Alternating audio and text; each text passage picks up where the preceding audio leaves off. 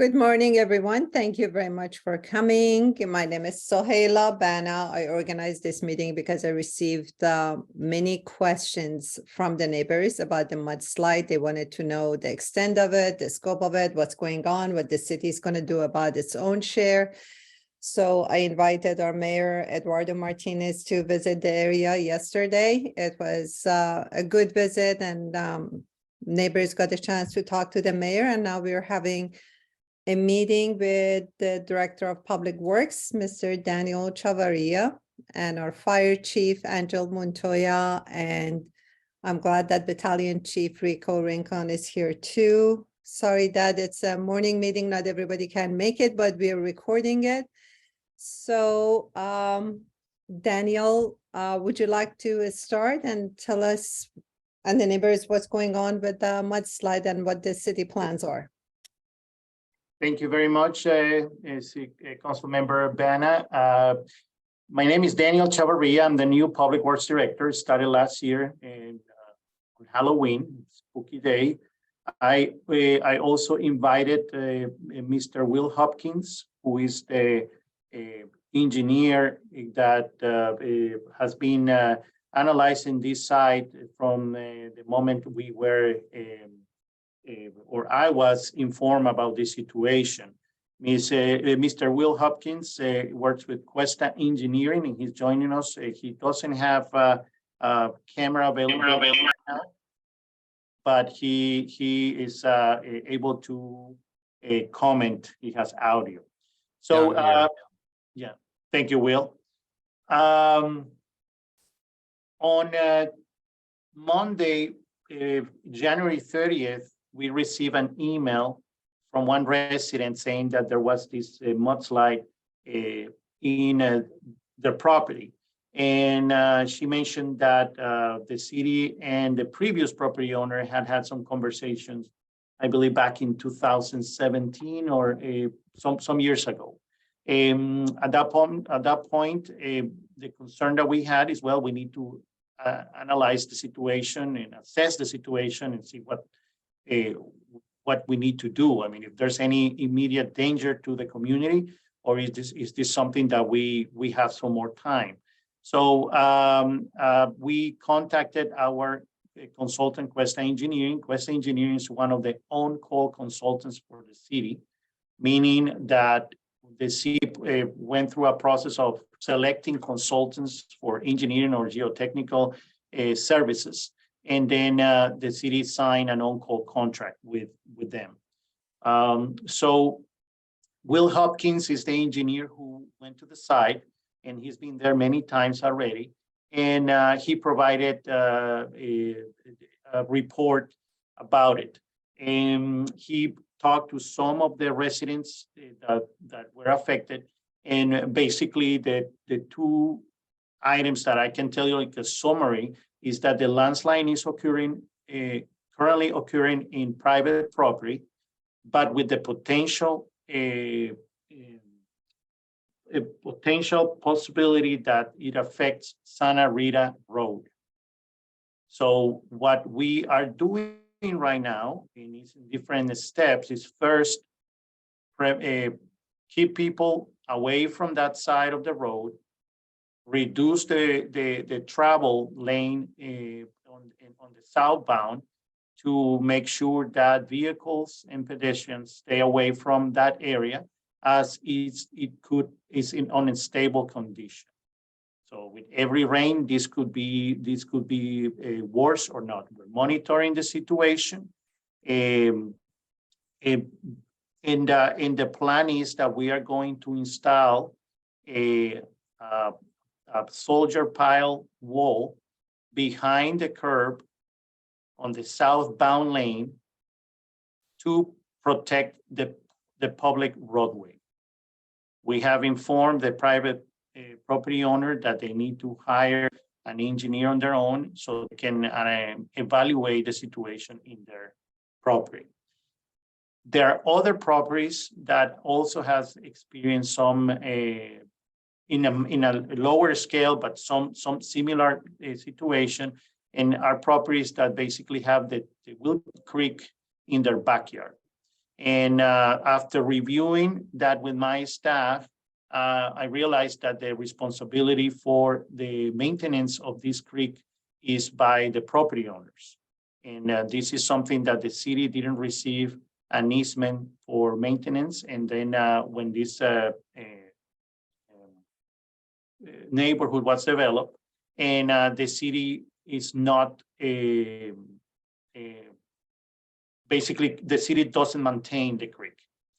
We are sending a letter, probably all of you, or actually the residents on the Anza Road and Salvino Court will receive the letter today. It's a certified letter, just reminding them that you need to maintain the creek, and we provide some guidelines from the Contra Costa County how to do that. My information from what the City Council member Bana said is that some neighbors have or are joining forces to clean the creek, which is a great thing. And I can provide more details, or I can ask Will to provide more details about it. I think that would end like the introduction of the situation. Thank you very much. I'm sorry, more details about what? Well, about all these the findings at the site. Yes, I hope the engineer with Questa will provide more information. Is it going to be now? I hope. I think it would be good if we hear from the community their concerns and questions, and then we can address them as we go. Okay, all right. I wonder if anybody has any questions at this point. I know some people are trying to join us. I have a question, Councilwoman. Now that the hill has slid down into the creek, is it reasonable to expect a landowner to clear that amount of debris, given that there's no mechanism by which to bring equipment in there to do it? And the access is very limited. And if the creek gets stopped, it's going to impact all of the homeowners upstream from that.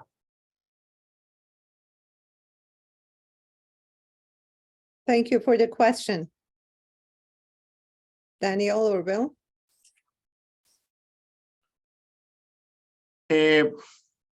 Well, as I mentioned, the residents that are responsible for the cleaning and maintenance of the creek, they need to do it. I mean, we're trying to, that's why we send the letter. It's been a very slow process, and we need to work with them so they can perform this work. Yeah, and just to chime in, the creek is still flowing currently. There is some fencing debris and mud that has entered the creek, but the creek's still able to flow around that. But the main thing that's happening is you have an increased sediment load as some of this material is shed down from the slide, and this is happening kind of in a slow nature. It's not a really fast failure. So when it rains hard, you get more mud entering the creek, but most of the rains we've had lately haven't been enough to do that. The one storm was that one where we had the several day long continuous rain, and that's really what pushed this to start happening again. I think the concern of the neighbors is that the hillside is still unstable, and we're expecting another considerable storm on Thursday night. And if that hillside were to substantially move again, that might not be the circumstance. That's correct. I don't anticipate this as something that's going to suddenly just give way en masse. The upper parts of that have a lot of root systems from the trees, and that's kind of what's holding everything together right now, is where the trees are still stable. I think one of the things that may have occurred that sort of initiated this entire thing is that some trees died. There's a number of pine trees in the area, and some of those trees died. A couple of them were cut down. Maybe one of them completely failed in the center of this upper region where this started, and that had something to do with it. But this situation here at this creek is more related to the fact that you're at a large meander bend in the creek. And so the forces of flow, as you have severe rainfall events, push higher onto the bank and start to erode the bank. And that particular side where this is coming from has seen a lot of that erosion starting at, we know for sure in 2017 that there was a blockage that was partially cleaned out by one of the residents, and then now it's happened again. So I think a big reason for this is really the creek itself, and not as much that the slide is an independent thing that occurred first. I believe it happened because the creek erosion occurred. Then you had these trees are dead, stuff started to move. And unfortunately, the Orinda formation that all this is happening associated with is a very unstable formation that's primarily in this area. It's a mudstone itself. It's not a very well consolidated rock. The sort of olive brown material that you see behind you on that slope is the bedrock. So it looks like just a mud, but it's actually rock. It's more dense than your typical soil would be, but once it gets saturated and once you have a steep slope in front of it, it can't stop itself from moving. It starts to move. So that's why we're concerned that the road will be affected soon if the headscarp continues to move backwards. We see evidence of movement in the road right now. There's cracking. And anyway, so.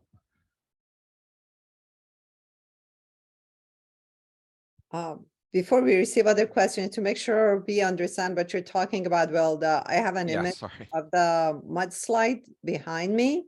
So can you tell Yeah. us if the rocks you were talking about, it all looks like mud, but you're saying it's, So if you look in the upper part, you can see a different sort of almost yellowish brown or olive brown material. That's actually the Orinda formation. And then the darker soil you see like under the root systems on the left of the photo, Mhm. that material is more surface clay soil that's has a lot of organic matter. So the Orinda formation, it's, I don't know, probably somewhere between 5 and 12 million years old in this area. So it's not a really old rock. That's relatively young when you talk about rocks. And so it's not a super highly consolidated material. It's poorly consolidated. And so it once you expose it to a steep face, like we are having at the upper part of this failure, then it starts to creep backwards. The headscarp starts to grow. And one of the things that's really holding it together right now is the tree roots. There's a stump of a tree at the top where the fence is. And at that stump is kind of holding that whole area together right now. And the concern is that you're starting to see evidence that that may not stay there for a considerable time longer if this isn't addressed. I see. Thank you. So long-term, I assume you suggest planting trees, but short-term, or what solutions are available? Actually, I should let residents ask questions before I ask my questions. Sure. Anybody has any questions for the engineers from the city or Quest Engineering? I've got a question about the soldier pile wall. The last note said that the plan is to install it during the summer. Anything a little tighter than summer, because summer is kind of a big 3-month period there. Any target dates for that? Well, again, we're monitoring the situation. If it gets worse, we're gonna have to accelerate that. Right now, Cuesta Engineering is going to start the design of that wall. And after that, we'll need to go through our public contract process and get a contractor to do it. And so this is something that was unexpected. so the funds to do this are considerable. It's not a small investment. So we are putting this in the budget of next fiscal year. The next fiscal year starts on July 1st. So if the situation doesn't stays as it is, we can wait until the summer to do it and have everything lined up so we can hit the new fiscal year and proceed with the construction. If the situation changes, well, we would have to rob Paul to pay John, or whatever the phrase is, and do it before that. But that's what we're monitoring. On a completely sort of logistical getting up and down the roads front, would you imagine, and sorry to kind of imagine how the project would you imagine there being significant traffic issues with doing the construction there on a relatively, on a narrow street like that? Or there going to be periods where the whole street may need to be blocked off for a while? It's possible, but I will let Will comment a little bit more about that. Yeah, in order to do the soldier piles, there will be a large drill rig needed to drill the holes, and then because we'll be using likely large H-beam steel to stabilize the piers, those will require a crane to install. So there will be some temporary blockages. Hopefully we'll be able to maintain one lane during that time. But it's possible there could be, an hour or something where we have to block the road temporarily. And hopefully we would, the city would put out notices that when the construction starts, that kind of thing could happen. Would you consider, if that's going to be the case, opening up the emergency road down near the creek? Well, in that case, yes. In that, but the good thing is that is something is going to be a schedule, right? So it will be easier to control. The situation is if we lose the roadway completely, there's a perfect storm of events, and we lose the roadway. That's not something that we're scheduling. So it's that would be a different situation. I would like to add one more aspect of the problem a neighbor brought to my issue, Chief Montoya.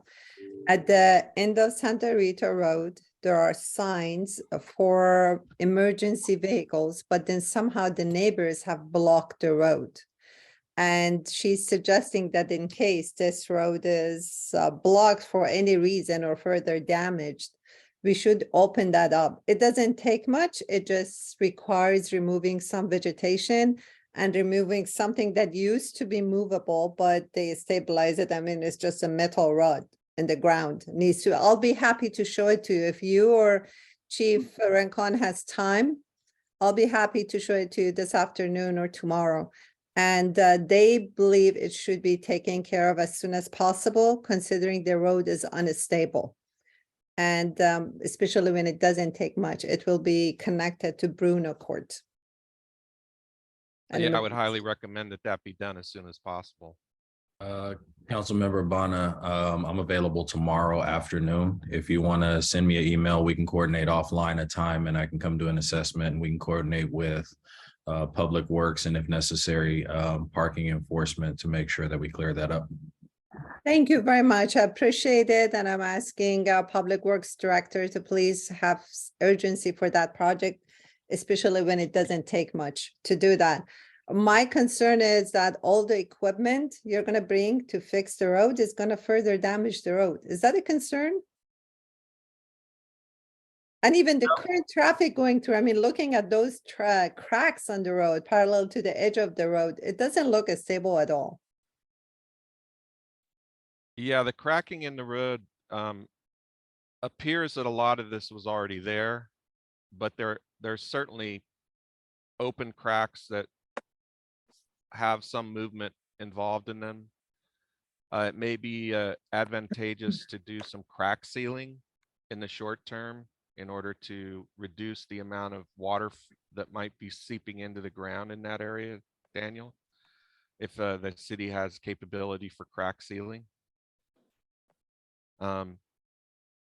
We don't have right now a contract or capacity in-house. We're working on it to have the crack seal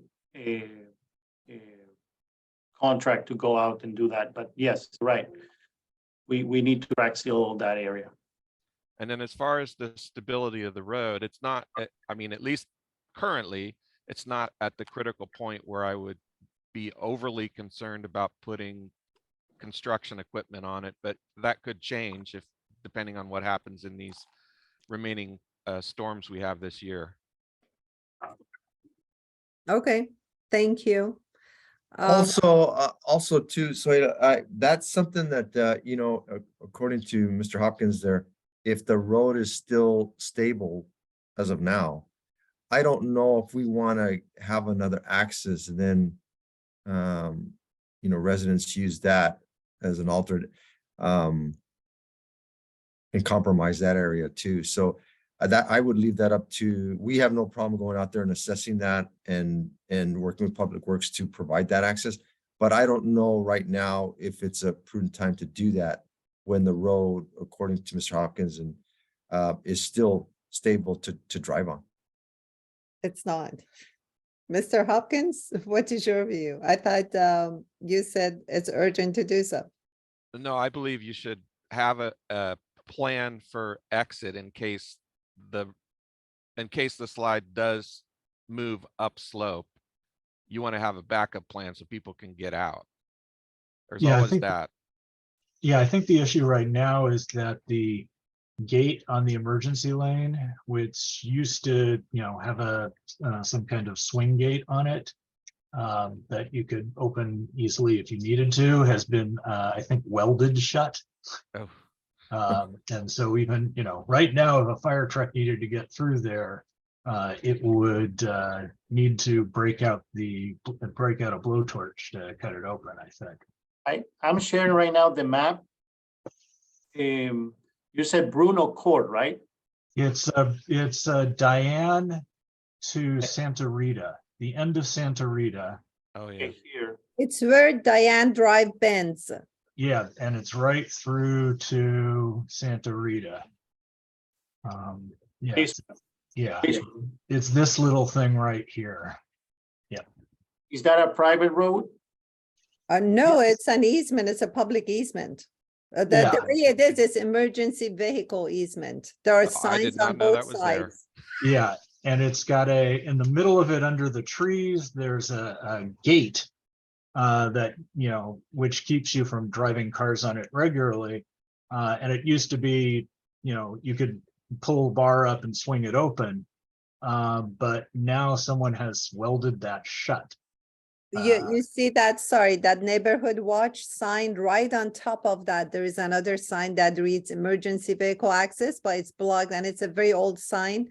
And I was surprised the curb is painted red, but it's not paved for vehicles to go through. So it requires a little work, but it's an excellent solution. And I'm glad it's available there already. It's by design, City Council member. Good. Good engineering design. Thank you. Okay, So we can talk offline, Chief, to go and visit it and set up the plan for that. Sure. absolutely. Very good. Any questions from the neighbors? I know they had many questions for me, and I hope you share your questions. The point of this meeting is for you to ask all the questions because I don't know much about anything. All I can do is, you know, facilitate direct communication so you get answers to your questions. If no more questions, I'm happy we're I getting do. that. I have one other question. When I walked back there prior to meeting with the councilman and mayor, I noticed that going north of where this slide is, there are big pockets in the ground where that soil also looks unstable.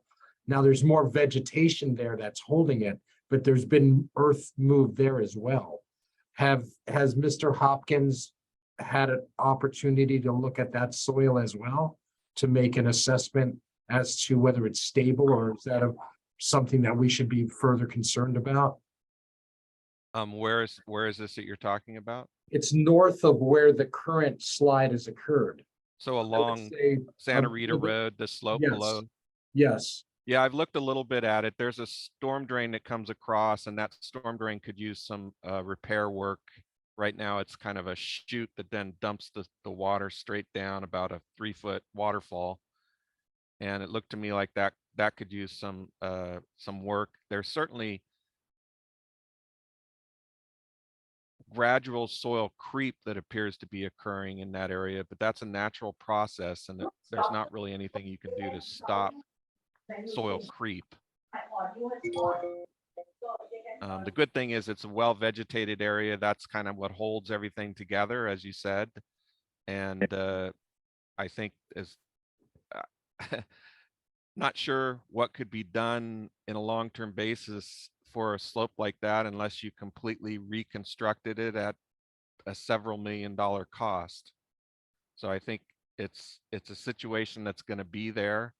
It's something that needs to be monitored during these periods of high storms to see if any additional movement occurs along that slope. I think one of the things is now that this slide is getting close to city property to the north, that there may be some need for stabilization in that area as well.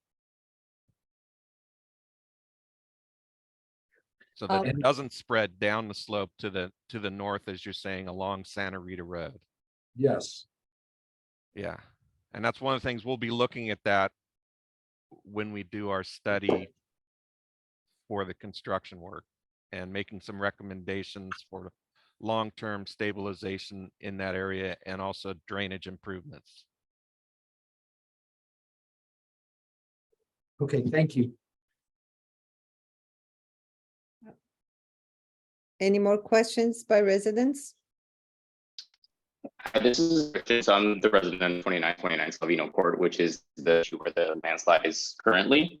I wanted to get a little bit more information on what you think the initial cause of it is, because it looks like this issue has been there standing for a couple of years now, even before I moved in there, starting in 2017 and going on forward. It looks like Chad, even the resident that's opposite myself, has been affected, and he contacted the city previously, and there was original plans to do so, but looks like those fell through. I was wondering if there's been any historical research as to if there was anything in progress prior to this, or is it just now escalating because it's becoming a further issue?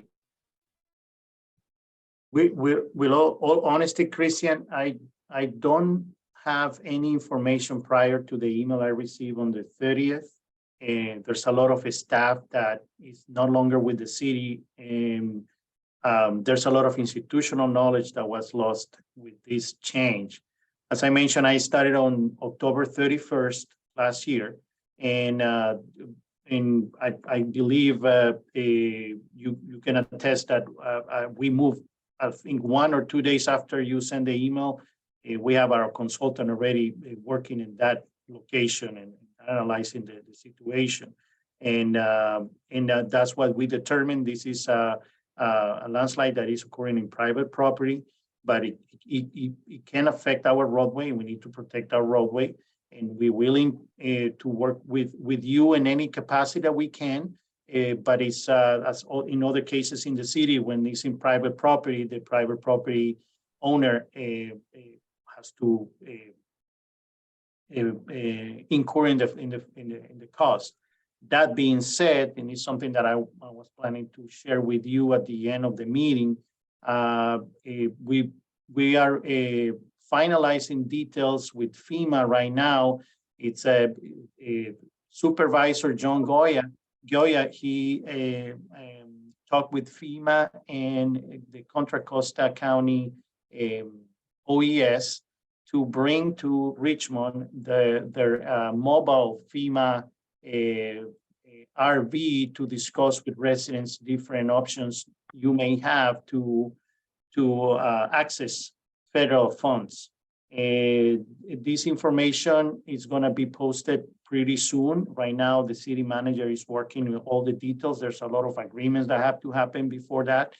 But just to give you a heads up, the plan is that between this coming Sunday, February 26th, until Wednesday, March 1st, there's going to be a FEMA staff and Contra Costa County staff having this RV in by the city hall. Let me tell you exactly where. It's going to be in the parking lot at the corner of Nevin Avenue and 25th Street.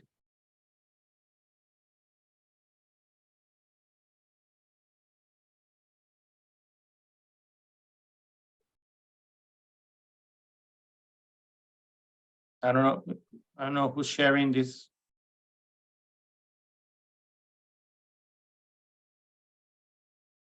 Hey, sorry, I didn't mean to share that, but Oh. here's what we're talking about right here. This is the declaration date of 4/1/2017. This is the FEMA information that I got back in 2017 when I tried to apply and got denied. So this is what you guys are talking about right now. Well, the advantage is that you as a resident can go to this place, this location, and talk directly with FEMA staff and Contra Costa staff and present your specific situation.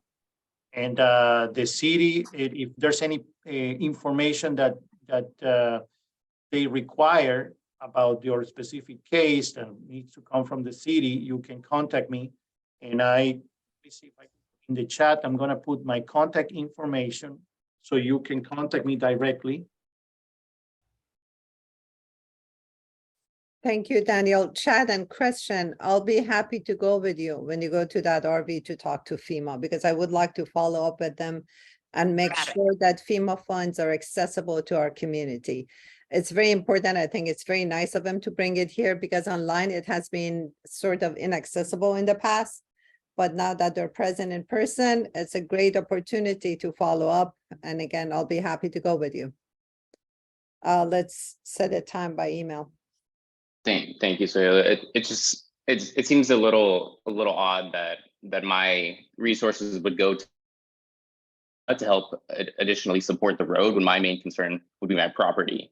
You even said earlier that the clients or the individual cost of it estimate would be in the millions. Like, there's no way that an individual property owner would primarily be concerned with fixing the road when his property at risk because of the road and the runoff from. So, So Chris, I wanted to get any. No, I didn't say that. The work that the city is planning to do behind the curb of Santa Rita Road, it's right now is being led by the city and financed by the city. That's to protect the public roadway. To protect. I got it. No? I got a question. How long has the city been trimming the trees on Santa Rita Road? And what I'm getting at is the city has known about these dead trees and the ivy growing up on these trees for a long time, because you guys are responsible for trimming trees and stuff. When the city hires I guess it'd be a subcontractor, do the subcontractors go in and give you like some type of report on the foliage of the trees? Are you guys concerned with stuff along the roads? Because like we're talking about, the roots are exposed, those trees are dead. Had somebody cut the ivy off of those trees in 2017, this could have potentially been avoided too. Or, like, I could go through all these creeks in the city and I could find ivy growing up. I'm talking thick ivy. Ivy is, 10-inch thick ivy going up all these trees along the creek. Nobody's managed that, and that's kind of what killed those trees along the top on Sohaila's photo. That one tree is dead because the ivy's been neglected. And if you walk along that whole creek, every single tree has ivy growing on it. So every tree with the root system's been compromised and kind of adding to the whole situation of like die, everything just falls apart. And if you look, there's really no trees in that area on her photo. That whole area just didn't have any roots on it. And you can see like up on the top, the roots sticking out.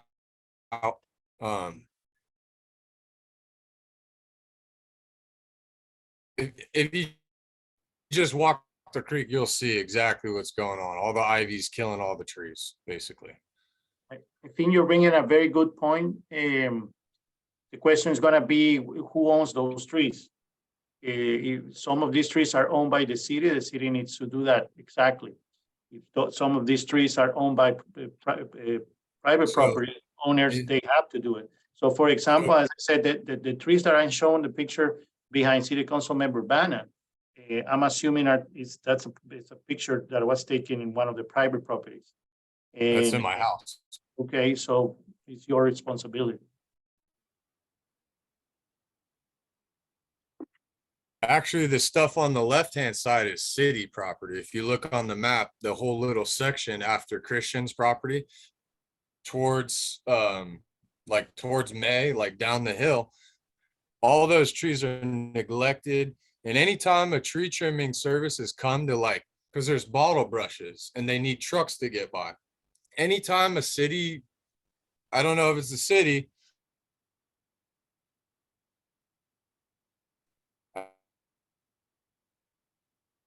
I think it's an independent contractor. I've said, hey, what, you guys got to kill this ivy here. You got to do this. And they just look at me funny, like, you know, why are you talking to me? And I'm up there trying to give them suggestions on what needs to be done, but nobody ever listened to me for the last 6 years.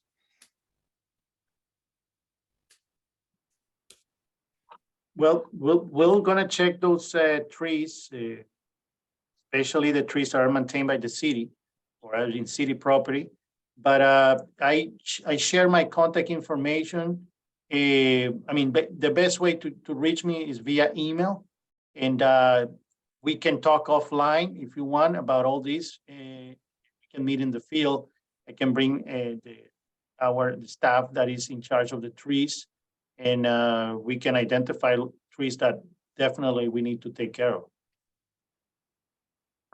There's just been a lack of being proactive on this whole road. Like I'm in Christian's defense because it's like there's been city people out here seeing these trees, and if the reason this whole thing is happening is because those trees died, like that's neglect, you know, it's not his fault. Chad, you bring up a very good point. Some of you may know that we at the West Contra Costa Fire Safe Council are teaming up with Contra Costa Conservation District to provide education to the neighbors, to residents, and also the city about what trees to plant to prevent and what vegetation to get rid of and everything. That's a bit long-term though. Short-term, I will be urging the city to provide some simple advice for residents along the creek, like which vegetation to remove, what trees to plant. I think that's being proactive on part of the city, and I will focus on that. I'd like to use this opportunity to bring one more question that the neighbors were posing yesterday and nobody raised it now. They suspect that the whole problem is partially due to the football field of De Anza High School. And ever since it was built, they started having problems, and it gets flooded when it rains, and there are not adequate culverts or drainage system. Have you looked into that, Will or Daniel? Could that be a cause of the problem? Well, we looked at aerial photos and we can see that there's drainage from the football field and it goes under the road and across, and that's where we have the little waterfall down the slope on Santa Rita. When I've been there, it was flowing pretty good. So obviously there is a lot of water coming off of that football field. Whether it has affected this, it's probably the natural watershed for the water coming from there anyway. So that water would find its way into that area.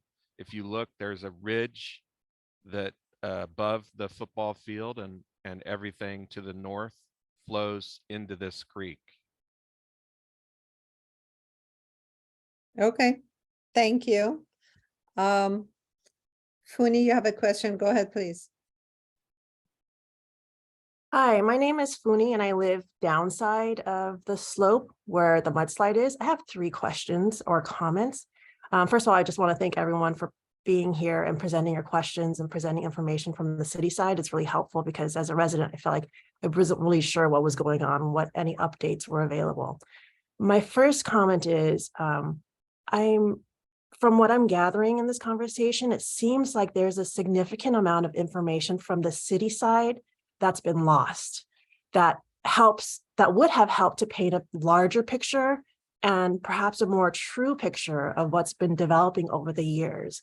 As Chad said, that he has documentation since 2017, and I'm really troubled that we don't have information from the city side since that time period. So I feel like what we're being presented with Public Works saying that it's the responsibility of the private property owners is really a small sliver of a larger issue that's been going on, but that it seems to be framed within a very narrow framework of when this particular mudslide happened. So I don't think, to me, at least from what I'm hearing today, we have enough information from the city. And I understand that it's been explained that there's been a lot of changes within the city, people leaving and all that, not having access to documentation.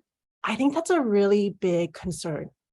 As the residents, we should have access to that information. So I just wanted to raise that concern. Second of all, many of us who live alongside the creek, we have in our disclosures that there is an easement regarding drainage. And so if there is an issue with runoff from the high school, I think the easement issue with the drainage would apply in regards to the care for the creek. So I wanted to bring that up as well. And then third, with the wall that's being built in the summer, I'm curious what the plan from the city is to make sure that the residents won't be impacted with any movement of land that might occur with that. Thank you.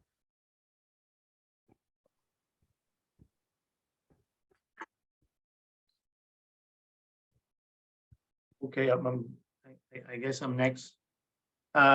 You raise a very good point. All of you have raised a very good point in terms of the information, and we are going through a new era in the city. You have new council members, you have new staff, you have a new city manager, you have new department heads, and we are working on bringing those standards to the city of Richmond.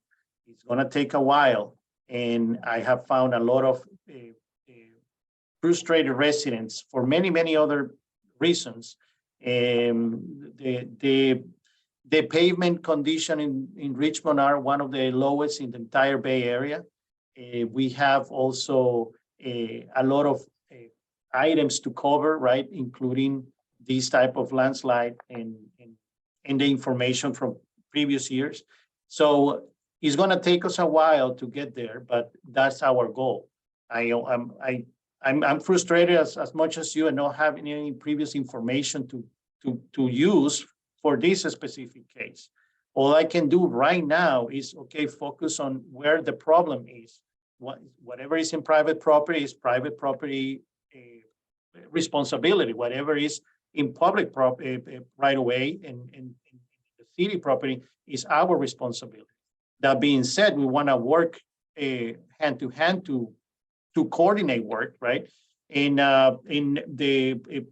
this meeting that Council Member Bana organized is something that we receive and applaud, because having the involvement of the politicians is very important to improve the conditions. Having the supervisor, John Gioia, bringing this FEMA mobile service to Richmond It's also very important, not just to let you know, this is not just for Richmond. This is for West Contra Costa, and what well, actually for the entire county. And what he did is bring it to Richmond, so it's closer to us. So those are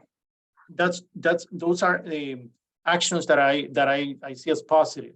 Now, I know this is a very delicate subject. Once you talk, before you talk about money, everybody is holding hands and happy. But once you have to pay, there's when the lawyers come in and everybody's fighting. So you have to be very careful right now not to spend taxpayers' dollars in private property until everything is clear. And that's the same model that we have used in other cases. Just to give you an example, very recently, we have a situation in another side of the city that is in private property. The city acted because there was the possibility of a life and death situation, and we had to evacuate some residents. But the responsibility of fixing that side is not the city's, it's the private entity that owns that land. So it's the same rule that applies here. So again, I don't think this is just the first meeting we're having. I don't think this is going to be the last. We're going to have many conversations about this topic and pretty sure about other topics. But right now, this is just an introduction. We're going to continue working. You're going to receive the residents that live or own property the Ansa Road or Salvino Court are going to receive a letter from us about the maintenance of the creek. And then the residents, those residents plus the residents that live south of the intersection of Santa Rita Road and in Salvino Court will receive another letter with a copy of the report that Will Hopkins provided us. And so you'll have more information. The reason why it's so slow is two. Number one, we are short in staff, so we cannot send these letters as quickly as we would like. So what we focus more was on putting the fences, putting the delineators, making sure that to alert the residents at the site and put a notification at the site. Now we can focus on, okay, let's send these letters. Number two, these letters, because of all the legal situation that I'm pretty sure is gonna come, has to be reviewed by the city attorney's office. So that takes different steps for us to send something out. And that's the next step that is gonna, I expect those letters, the second set of letters for all the residents are about 70 houses or around that number to be out tomorrow. And the latest Monday will be certified letters with more information with a copy of the inspection report that Cuesta Engineering provided. We're trying to be very transparent. It's not, I understand this is not an easy situation, and especially when people have to put money out of their pockets. Same the city. The city doesn't have unlimited funds. This is on an inspected expense. That's what we're trying to manage it to push it to the next fiscal year. But as I said before, if the need arises that we need to move this project forward, we'll do it. And we're going to cut something short. Whatever that is at that moment, we'll figure it out. But that's our plan. Have the design and the selection process of the contractors going to do this work ready. Once we have the new money, we'll do it after July 1st. Thank you very much. I should add, Funi, that I brought some of these issues up with the city manager, and the response was that that's why we have a new public works director.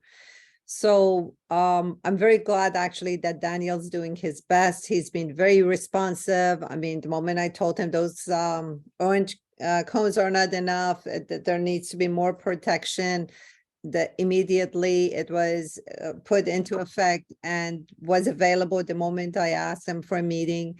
So believe me, I see very closely what the Public Works is doing, and Daniel's doing his best. So we are very fortunate in the sense that we have the city administration that are working together, make a good team with the city council members. I'm happy to say I get cooperation of everyone whose door I've knocked, and I feel very fortunate and happy. I'm sorry in the past it hasn't been that way, but we're doing our best to change things and work more closely with residents as well and make a bigger team. And as Chad suggested, we should be more proactive. So I have a couple of quick questions. Myrna suggested that they're concerned about the possible mudslide on the hills of Morningside. I'm asking if it's possible to have an inspection by the city proactively and make sure there's nothing going on there. I don't think if they're engineers, they're just concerned residents who bring it up. I'm sorry, what's the address again? Or do you- It's towards the end of Morningside. If you go all the way on Morningside, there are hills that the neighbors have been asking for vegetation management before, for wildfire, before you reach to Pinole Park. But they're not very steep slopes, but after seeing these images and hearing about mudslide, naturally they're concerned. Is that possible to? Morningside Drive, let me just. Yes. And I'm familiarizing with Richmond, so there's some locations that I need to go to Google Maps, so. Myrna, me am I correct? share- Is it end of Morningside that you're referring to? I don't know if, sorry, Maria, it's Maria, not Myrna. My apology. So I'm looking here, Morningside. All the way up to the park. Yes, that area behind those houses on the top of this image to like northwest, there are hills.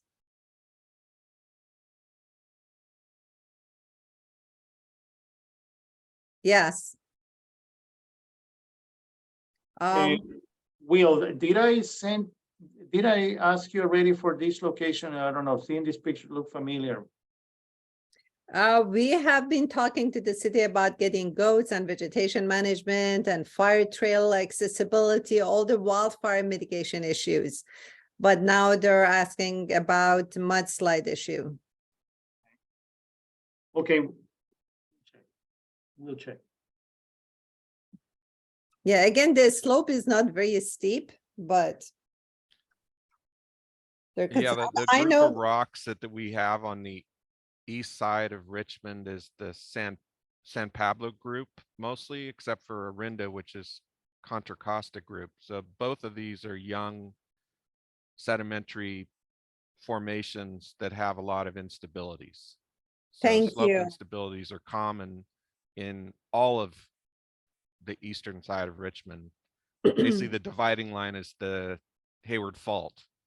So Oh, everything wow. that's kind of north and east of that area, you have these younger rocks that have, you know, instabilities associated with them. Thank you, think- Will. Yeah.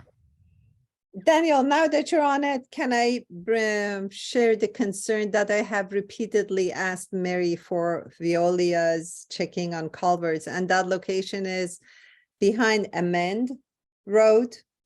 There are hills behind so many neighborhoods, and they're very concerned about possible mudslides. They're much steeper than this location on Morningside. What's the name of that one again? If you look behind Amend Road, like to the east of Amend,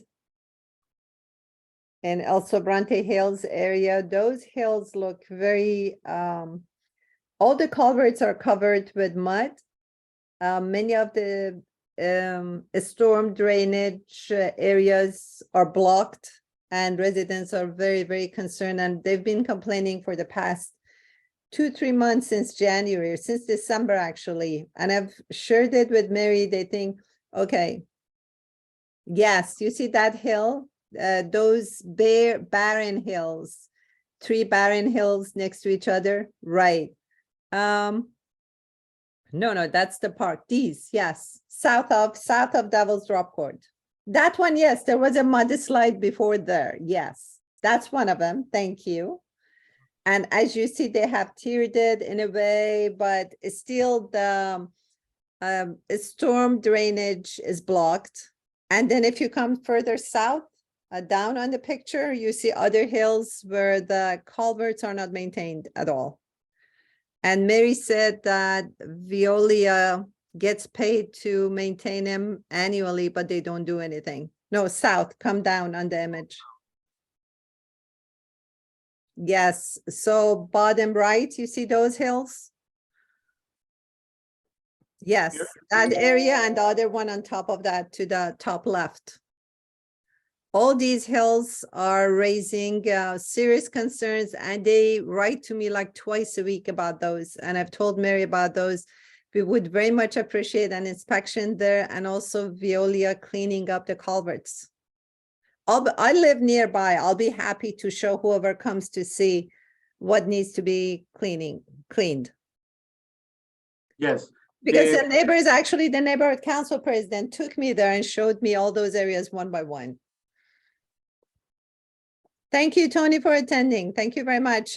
Tony has left his contact information. Tony's with Mayor Eduardo Martinez, works at his office. So if there are any questions or concerns, or you want to contact the mayor, you're welcome to contact Tony.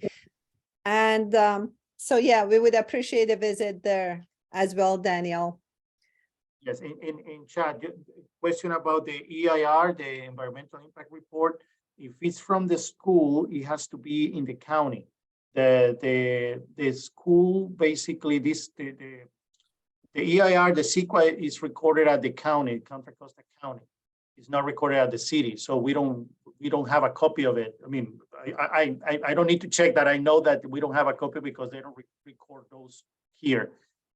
So the county, it's the county clerk, recorder's office, but in our investigation with Will, we will also look at it, because I mean, about the drainage and about the estimated water that was supposed to go to our roadway.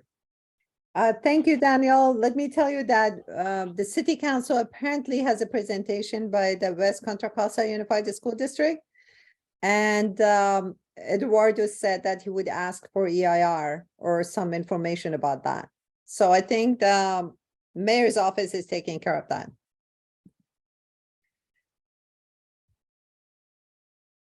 Okay, if there are no more questions, I'm out of my questions too, and I'm so glad FEMA's coming to the area. We should thank Supervisor Joya for that. And thank you very much, Daniel, Will, Chief Montoya, and Chief Rincon, and I'll be in touch with you about a meeting tomorrow.